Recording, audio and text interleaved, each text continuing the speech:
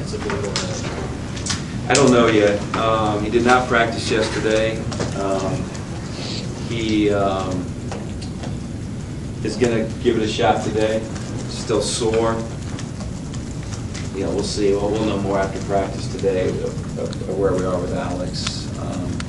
Obviously, we need him. We need his length and fouls for tomorrow night. So I'm hoping. You know, I'd hate for him to miss this game because every time our young kids can play in a big game, which every game's a big game, but an environment like tomorrow night helps us in the future. Is twisted ankle the best way of characterizing it? Is a sprain? Yeah. High ankle sprain? No. Sprain. No, it's in all the right spots. You're gonna have one. So Yeah. it's not high and it's not inside. So just gotta toughen up. Hopefully the adrenaline will get going and he'll be able to play. Coach, coming into a new environment, first-year coach, players trying to come together and all. Are you happy with 12-6? I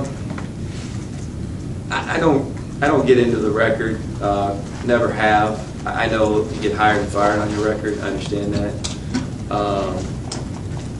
Am I pleased with the way we're playing right now? Not really. I think we're leaving a lot out there. I think our shot selection is not great. I think our execution is not very good. I think you know, our turnovers are really hurting us. I do think we're making strides defensively and rebounding, but our offense has been so inefficient. It's poor. When you say that, you go, you know, we went into Florida State and shot pretty well against the team that was leading the country in field goal percentage defense. So I just think there's a lot more in us, and I'm just trying to get it out as quickly as I can. So we'll see. We had a great practice yesterday. They responded to our message, and we got better yesterday, and that's really what I'm concerned about. Mark, do you get a sense of the Maryland-Duke rivalry? Well, I don't know these guys. But I mean, is it something that you pay attention to at all from a distance as a coach? You know, when you were at other places. I knew about it. I didn't watch the games. I know they had some. I knew the whole Gary did the way how he got fired up for him, and that was well documented in the media. You know, and there were some great wins for Maryland and some heartbreaking losses for Maryland during that stretch. But you know, a rivalry is a rivalry. It's more important to the people that are involved. And I've been in a lot of different rivalries, and now for me, this is the most important rivalry that there is, and because it means the most to our fans. So I understand that. And I was at Texas A&M, and the only game that mattered, unfortunately, all year was the Texas game. And it shouldn't be that way, but that's the way it was. And I don't think our fans think this is the only game that matters, but it's obviously the most important game of the year for them. And to follow up, in terms of the crowd, I know you've been sort of waiting for a big vocal crowd. We've had it a couple of times, but not anything probably like it'll be tomorrow night. Is that something that when you got the job, you sort of, this is what you envisioned Maryland being? Well, first time, really, at Temple was the first time I felt like we had a lot of fans at the Temple game. That was great. We traveled well. Obviously, we have a lot of alumni up in that area, and it was 2 hours away. We had a great. It was nice. It was nice to see. And, yeah, I'm looking forward to it. I hope we react the right way. It's hard to play in front of a sellout when you haven't done it all year in front of a crowd. So hopefully we react the right way. We already have enough problems shooting too quick. Hopefully we use the energy on defense, not on offense, and that's a message that we'll try to get across to them. But we've got a young team, and you know, we'll see how we react to it. I know it's going to help us more than it's going to hurt us, and that's really what's important. Austin Rivers, what makes him special? What does Duke do to really maximize? I just think he's got a great first step. He's fearless. He can shoot it and drive it and get to the foul line.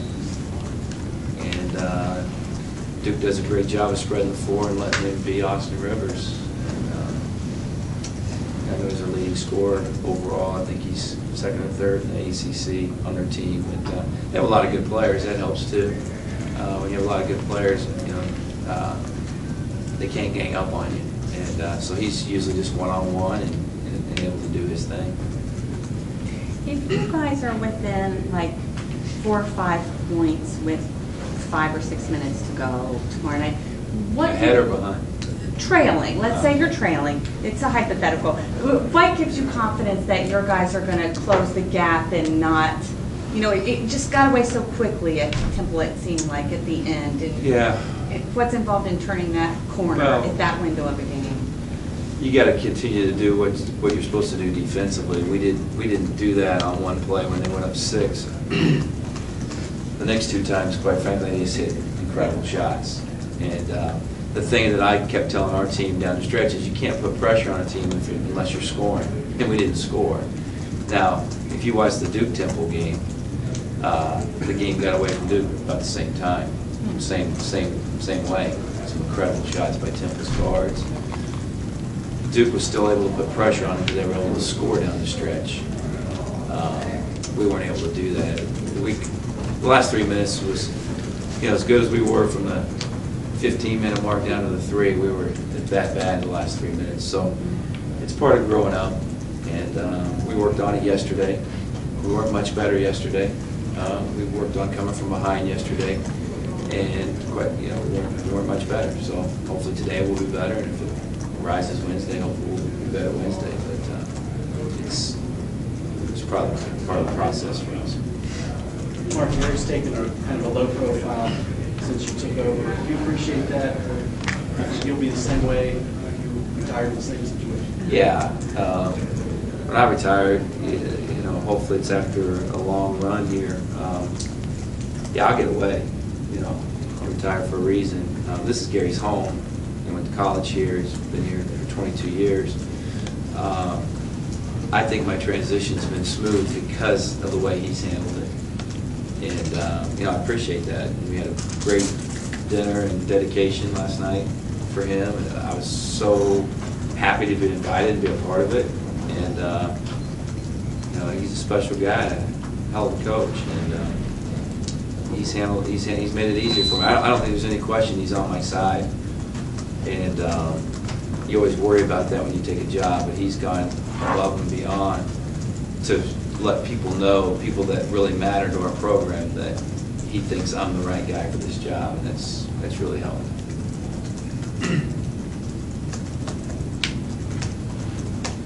With Gary's reputation for winning these kind of big games, is there any added pressure for you to try to fill those kind of shoes? Absolutely not. No, we'll win plenty of big games. Can't promise you anything tomorrow night. We're going to win. We're going to win a lot of big games. My team's winning. I'm not concerned about that. 3 straight games, more turnovers than assists. What have been kind of the stumbling blocks offensively? Well, 2 of those were road games against pretty good teams. If I knew the answer, I'd get it corrected. It's what I talked about, just inefficiency on offense, whether it's screening, shot selection, taking care of the ball, shooting too quick.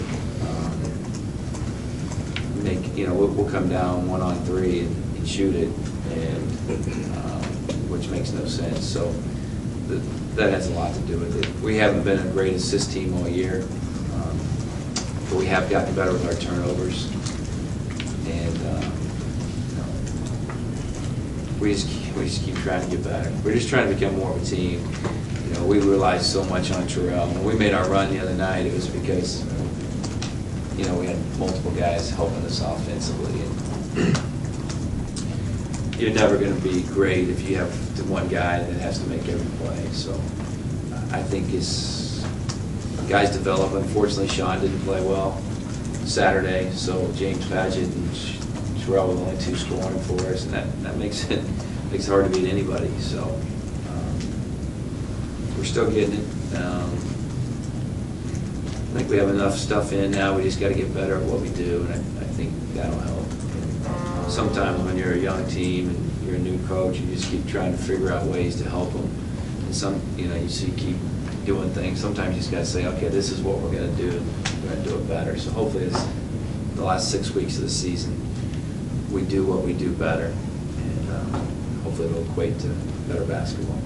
You've mentioned Mike Parker kind of accepting what he has to do to help this bunch out, but was there a point where it kind of, you felt like he really kind of embraced that in a lot of ways? But it certainly seems like the last 2 games he's been able to provide solid minutes for you. Yeah, I think he's always been one of those, it's kind of his personality. He just doesn't say a lot, works hard most days.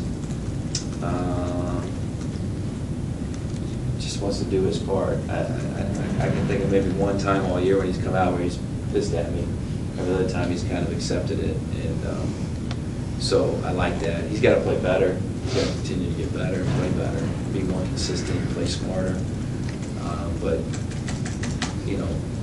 he's not scared anymore. He's running plays right, doing things right. So he's got to be more consistent. He's got to do his job right every time. That's what we keep showing him in film. Coach, how do you assess Nick's acclimation to college ball, just being in high school a year ago? Is this progress steady, or is it kind of off and on? I think his approach to it is steady. I've said it before, I'll say it again. I love coaching Nick. I think he's a great kid, love his family. Nick's going to be great for us. He has gotten so caught up. When you come out of high school as a scorer, you want to score in college, and sometimes it's not that easy, especially if you're not shooting the ball well when you're open. And so that's kind of hindered his progress. But he's been mature enough to try to guard, hit 4 assists and no turnovers Saturday. He's rebounding well. He just can't make a shot. And my whole thing with him is take good shots. He missed 2 layups Saturday. He's not going to miss layups his whole career. Hopefully, starting Wednesday, he starts making them.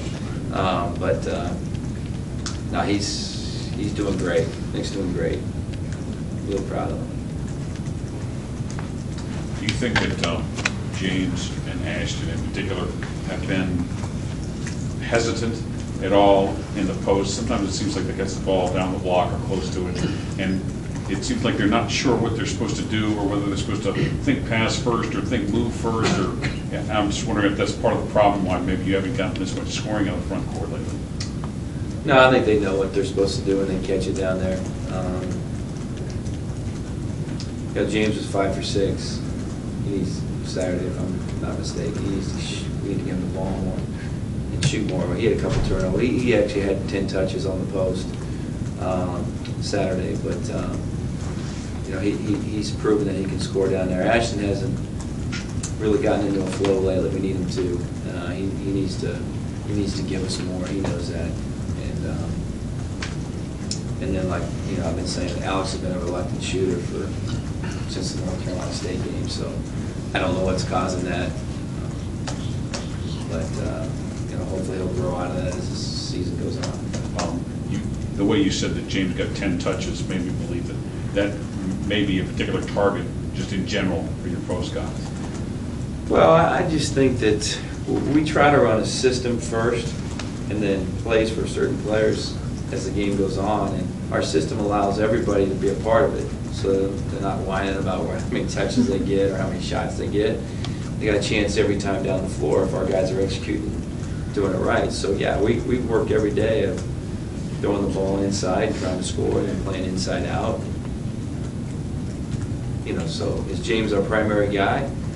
Yeah, I might call more plays for him than I do Ashton at this point in their career, but every time down the floor, Ashton has a chance in our secondary to get down there and work and have a chance to catch the ball.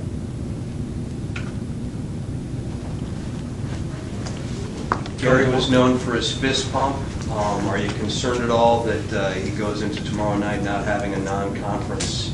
You build up the fist pump over the non-conference season. He's going in tomorrow night kind of cold.